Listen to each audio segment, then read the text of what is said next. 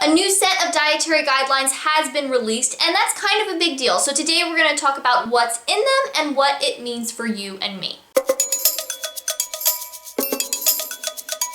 So the 2015 Dietary Guidelines just came out, and these are put out by the US government every 5 years, and they started doing them in 1980. Now, obviously, these are a little late because it's not 2015 anymore, but they still got them done, and this is what's going to carry us over until they make a new set of guidelines in 2020. And they do these every 5 years so they can get another look at things, look at the new evidence that may have come out, as well as other factors that affect the guidelines, and then make adjustments as they need to. Now, for the most part, the guidelines don't change that much. I mean, it's eat fruits and vegetables. That's a big one that no one really tends to disagree with. But there are some nuances and some other things that have changed over the years, and there have been a few changes made to the guidelines this year. So the first thing you should know about these guidelines is they took the overall theme of looking at dietary patterns as a whole rather than looking at specific foods or specific nutrients. And there are a few different areas where they actually talk about this idea throughout the guidelines. So in the beginning,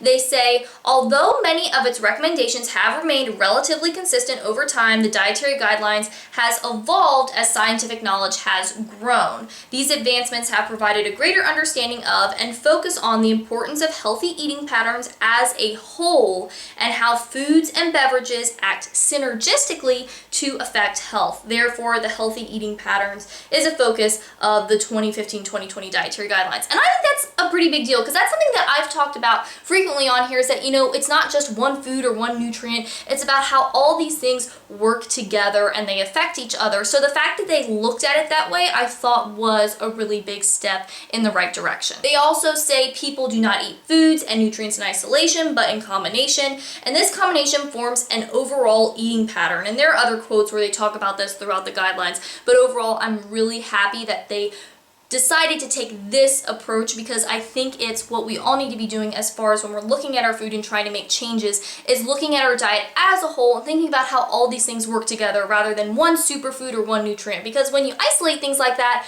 it gets you in a situation where any food can be good or bad because all foods have a different mix of nutrients, and you can really market anything or put any food down in like the evil food category just based on whatever perspective you're taking. Now, as far as changes, one thing they changed is that they got rid of the limit on cholesterol. And this was something that was expected. It's been talked about a lot when they were coming up with the recommendations.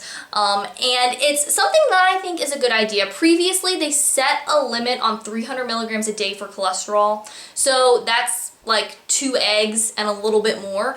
And it's something that I think is a good change because the evidence has been showing that dietary cholesterol really doesn't affect your blood cholesterol, except maybe with people who have like a certain genetic or family history. Maybe they're affected, but it's not really having that big of an impact. And there are so many healthy foods that are high in cholesterol that have gotten a bad rap because of the previous thoughts that cholesterol was harmful. So things like eggs and shrimp are pretty high in cholesterol, but they're really great healthy foods to include in the diet. Now, they do make some remarks throughout the writing, like the paragraph narrative part of the guidelines, where they say things like, but you don't need cholesterol, so you still shouldn't eat it and stuff like that, which I think is kind of weird because it's almost a little contradictory.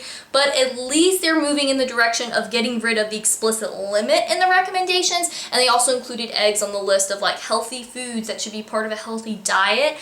So I think that is definitely a nice development. Another thing they changed is now they have a recommended limit on added sugars. So they're recommending that less than 10% of calories come from added sugars. So this is not like the sugar you find in fruit, but it's the sugar that's added to things. So think about like soda has added sugars, or cakes or candies, or even some foods that are quote unquote healthy, like different bars and stuff that are just loaded in with added sugars as opposed to naturally occurring sugars in things like fruit or milk. And honestly, I think it's a little surprising that this didn't make it into the guidelines earlier, but at least it's making it in there now because we know that added sugars aren't something that's providing a ton of nutrition for the body. You're getting some carbohydrate and some calories, but they tend to not have really any other vitamins or minerals coming with them as opposed to the sugar that comes from something like fruit. Because when you eat an apple, you're not just getting the sugar, but you're getting all the other stuff that apple contains. And another reason it's nice to see them make this move is because it points to the fact that real whole foods tend to be better for you. It's much better to eat a piece of fruit than some sort of bar or snack that has added sugar in it. Another important thing with these guidelines that is a little bit controversial is that they are keeping the recommendation that less than 10% of calories should come from saturated fat. And this is controversial because there has been a lot of talk here lately about whether saturated fat is really that bad. And in fact, the Academy of Nutrition and Dietetics, when these guidelines were being made, they submitted like their statement or their recommendations. And the Academy is the overarching organization for dietitians.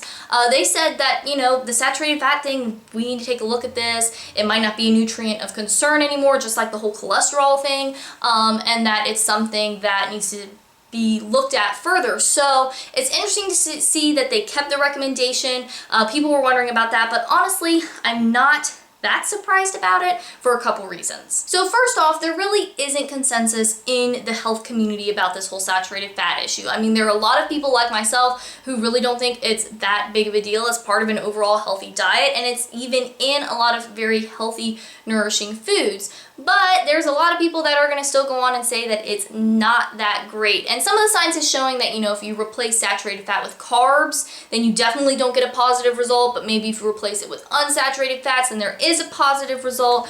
But overall, people really aren't seeing eye to eye on this, so it's not surprising that they decided to keep it the same. And also, we have to consider the fact that the average American, their sources of saturated fat are generally unhealthy foods. A lot of like processed sweets and baked goods, as well as meat and dairy products and animal products that aren't raised in the best way. So animals that are raised on pasture, that are eating a diet that's appropriate for them biologically and live in an overall healthier environment, are going to have better quality fat. And it's a lot different than the fat coming from animals that are raised in the factory farm setting. So when you consider that this is for the average American and most people still aren't getting that high quality pastured animal fat, then this probably is a good recommendation, because for the average person who's just eating conventional meat, I would probably want them to go with leaner cuts as well, because fat tends to be an area where a lot of the junky stuff gets stored in animals and in us, but it also just overall isn't as good because the fatty acid profile is different and all kinds of stuff like that. So keeping that in mind, it also makes sense that they would keep the recommendation as is. So overall, I'm pretty pleased with these recommendations. I think they definitely point to a healthy eating pattern.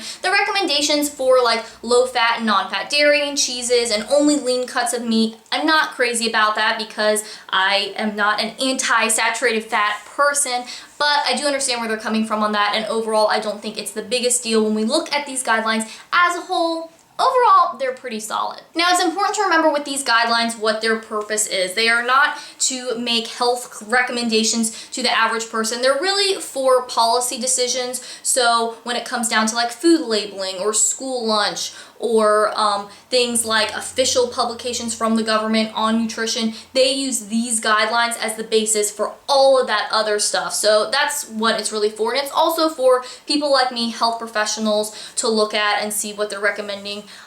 So it's something that is good to know about as an average citizen, but it's definitely not like a recommendation for you, because everyone's different. Everyone has, you know, their own personal things going on as far as their lifestyle, medical conditions, all kinds of things like that. And these guidelines aren't changing my recommendations for the average healthy person. One, because they're not that different than the stuff that we've been talking about before, but also because it still is all about eating real whole foods. That is the basis for everything, and then there's always individual variations based on that. But if you start with real whole foods first and then move from there, you will likely be on the right track. And if you want to look more into the guidelines yourself, I will have the full document linked below so you can go over there. There are some pretty neat graphs and stuff about what the recommendations are and what the average American is actually doing and all kinds of stuff like that. So if you're interested in learning more, you can go there. So that's what's going on with the 2015 Dietary Guidelines. If you have any other questions that you'd like me to answer about this, definitely leave those in the comments below. And if you are new to my channel and you want more healthy eating info